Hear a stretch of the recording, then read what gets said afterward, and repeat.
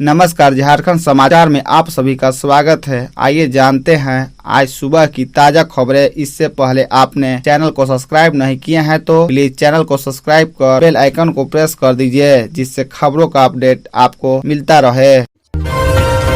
BJP का झारखंड सचिवालय घेराव, लाठीचार्ज और पथराव के बाद शांत हुआ प्रदर्शन। हेमंत सरकार को जमकर कोसा। झारखंड की हेमंत सरकार के खिलाफ मंगलवार को बीजेपी का सचिवालय घेराव के दौरान जमकर बवाल काटा गया। बीजेपी कार्यकर्ताओं द्वारा बैरिकेडिंग तोड़ आगे बढ़ने की कोशिश की गई। इस दौरान पानी के फुहारे छोड़े गए। वही पथराव होते ही पुलिस को भी लाठीचार्ज करनी पड़ी। इस लाठीचार्ज में कई कार्यकर्ता घायल हुए। वही पुलिस और पत्रकारों को भी चोट लगी है। आखिरकार घंटों रण क्षेत्र में बना इलाका अब शांत हो गया है। पार्टी कार्यकर्ता वापस लौटने लगे हैं। वही सिटी एसपी शुभांशु जैन ने कार्रवाई की बात कही है। मंगलवार की सुबह धुरवा के प्रभात तारा मैदान में बीजेपी कार्यकर्ताओं का जुटान होना शुरू हुआ। धीरे धीरे कार्यकर्ताओं की भीड़ बढ़ने लगी। इसके बाद नेता और कार्यकर्ता सचिवालय की ओर कूच करने लगे। इस दौरान भीड़ को रोकने के लिए बैरिकेडिंग की गई। इस बैरिकेडिंग को पार्टी कार्यकर्ता तोड़ आगे बढ़ने लगे। इसको रोकने के लिए पुलिस प्रशासन ने पानी के फुहारे छोड़े। इसके बाद पथराव और पानी के बोतलें फेंकने शुरू हो गए। पुलिस ने लाठीचार्ज कर भीड़ को तितर बितर करने की कोशिश की। इस लाठीचार्ज में कई कार्यकर्ता घायल हुए।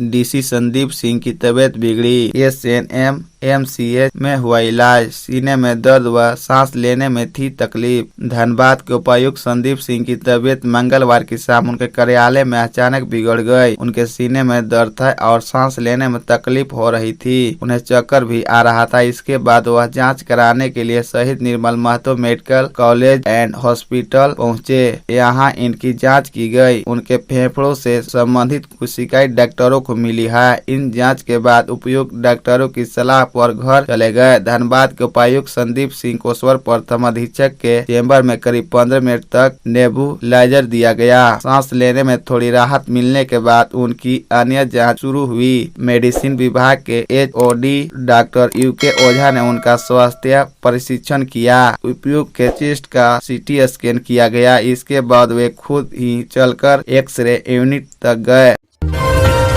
कोयला तस्करों के द्वारा मांडू रेंजन पर जानलेवा हमला कार क्षतिग्रस्त, बाल बचे रेंजर। हजारीबाग जिले के चौरी थाना क्षेत्र की इंदिरा में अवैध कोयला तस्करी किए जाने की गुप्त सूचना रामगढ़ डीएफओ नीतीश कुमार को मिली थी। इसको लेकर अपने विभाग में छापेमारी अभियान चलाने को लेकर कमेटी का गठन किया गया। डीएफओ नीतीश कुमार बीते 10 अप्रैल की रात लगभग 9 बजे अपने दल बल के साथ इंदिरा पहुंचे, जिसमें वन विभाग के कुजू रेंजर केदार राम, मांडू रेंजर विनोद नंदराय और वन रक्षित दल बल के साथ थे। विभाग की वाहन को देख महिला कोयला तस्कर किरण देवी और जसीम खान अपने गुर्गों को सतर्क कर दिया। विभाग के वाहन तस्करी के अड्डे पर पहुंचे। वहां पर कोयला से लदे एक पिकअप वाहन को धर दबोचा। जब वाहन को लेकर जाने लगे, उसी समय गुर्गों ने अधिकारियों पर पथराव करने लगे। मांडू रेंजर की ओमनी कार नंबर GH01C के 3132 के शीशे को तोड़ डाले तथा लाठी डंडे से क्षतिग्रस्त भी कर दिया। वहां से विभाग अधिकारी, पदाधिकारी और वन रक्षी जान बचाकर सभी निकल पड़े।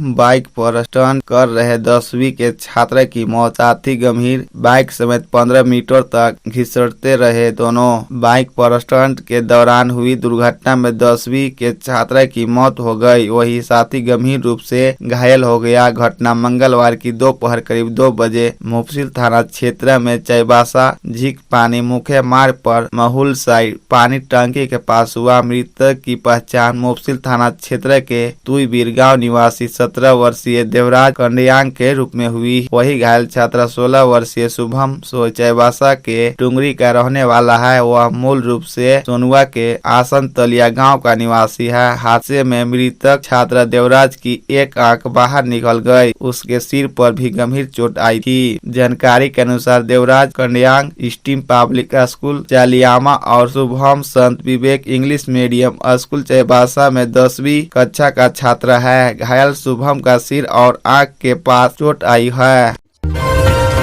सीधो कान्हू की धरती से सीएम हेमंत ने कई विकास योजनाओं की दी सौगात, कहा सरकार पहुंच रही आपके द्वार। अमर शहीद सीधो कान्हू की पवित्र भूमि भोगनाडीह से मुख्यमंत्री हेमंत सोरेन ने मंगलवार को मिजल्स, रूबेला विशेष टीकाकरण और नवगठित सीधो कान्हू राज्य सहकारी संघ के तहत पॉकलैम से सदस्यों को जोड़ने के महाअभियान का शुभारंभ किया। इस अवसर पर उन्होंने साहिबगंज जिले को 2080 योजनाओं की सौगात दी और लाभुकों को सशक्त बनाने के लिए उनके बीच परिसंपत्तियों का वितरण किए। मुख्यमंत्री ने जिले के दूर सुदूर और पहाड़ी क्षेत्रों के लिए 4 बाइक एम्बुलेंस की चाबी भी सौंपी। सीधो कान्हू जयंती पर आयोजित कार्यक्रम में मुख्यमंत्री ने कहा कि राज्य और राज्यवासी की उन्नति के लिए सरकार प्रतिबद्ध है। मुख्यमंत्री ने कहा कि अब सरकार की आवाज, नजरें और योजनाएं गांव-गांव पहुंच रही है। पहले वातानुकूलित दफ्तरों में योजनाएं बनती थी और वही खत्म भी हो जाती थी, लेकिन हमारी सरकार ने अलग झारखंड राज्य बनाने के बाद पिछले 2 दशकों से चली आ रही इस परिपाटी को बदलने का काम किया है।